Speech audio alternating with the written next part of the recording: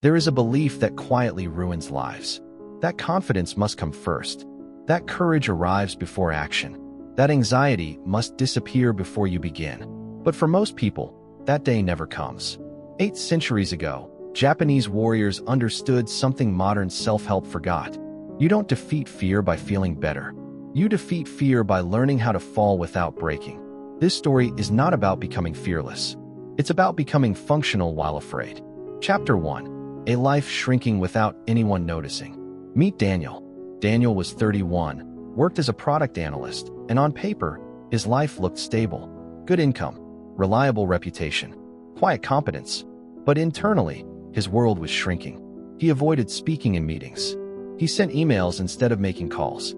He rehearsed conversations in his head, then canceled them. Not because something terrible happened once, but because discomfort felt unbearable. Over time, avoidance became his strategy, and anxiety rewarded him with temporary relief, until relief turned into confinement. Then came the message. Daniel, leadership wants you to present the roadmap next Friday. His chest tightened instantly. He already knew how this would end. An excuse, a deferral, another missed opportunity. That night, his older cousin Maya asked him one simple question. If fear keeps deciding for you, how small do you want your life to be? Chapter 2. Why avoidance trains the brain to panic. Daniel had always believed anxiety was the enemy. But anxiety wasn't the problem. Obedience was. Every time Daniel avoided discomfort, his nervous system learned. This situation is dangerous. So fear became louder, faster, more convincing. Ancient Japanese philosophy had a word for what Daniel lacked. Nanakarobi yaoki, fall 7 times, rise 8. Not as motivation, as conditioning. The goal was never to avoid falling. The goal was to become someone who survives it.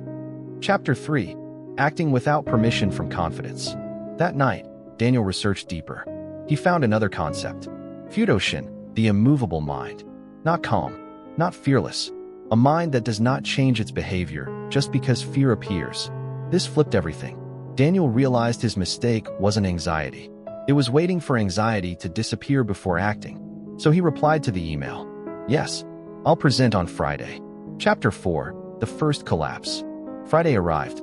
Daniel barely slept. His hands trembled. His mouth felt dry. The room was silent. He began. His voice cracked. He rushed. He lost his place. 10 minutes in, a director interrupted. This needs more clarity. Let's revisit later. The meeting ended early. Daniel walked out crushed. He called Maya. I froze. Completely. She replied calmly. Good. That was fall number 1. Chapter 5. Why failing is neurological training. Here's what Daniel learned next, and what most people never hear. The brain does not learn safety from logic. It learns safety from survival evidence. Each time you face fear and survive, the amygdala recalibrates. Each time you avoid, it reinforces panic. Daniel stopped aiming for success. He aimed for controlled failure. He designed 7 deliberate falls. Speak once per meeting, no matter how shaky. Make 1 uncomfortable phone call daily. Share unfinished ideas instead of polished ones. Attend a networking event without performing. Present for 5 minutes, imperfectly. Let a discussion with disagreement allowed. Represent to leadership without over-preparing. Failure was no longer an accident. It was the assignment.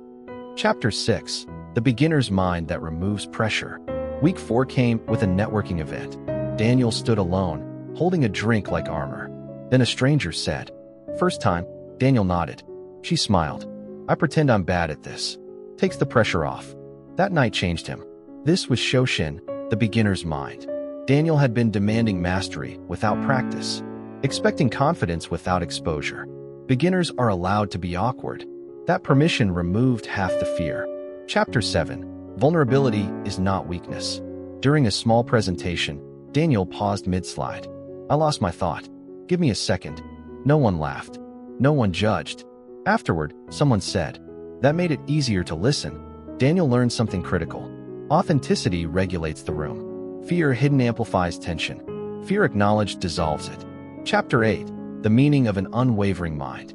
Week 6 brought conflict. A stakeholder criticized his proposal openly. Daniel felt the old urge, agree, retreat, disappear. Instead, he paused. His heart raced. His hands shook. And he spoke anyway. That was Fudoshin.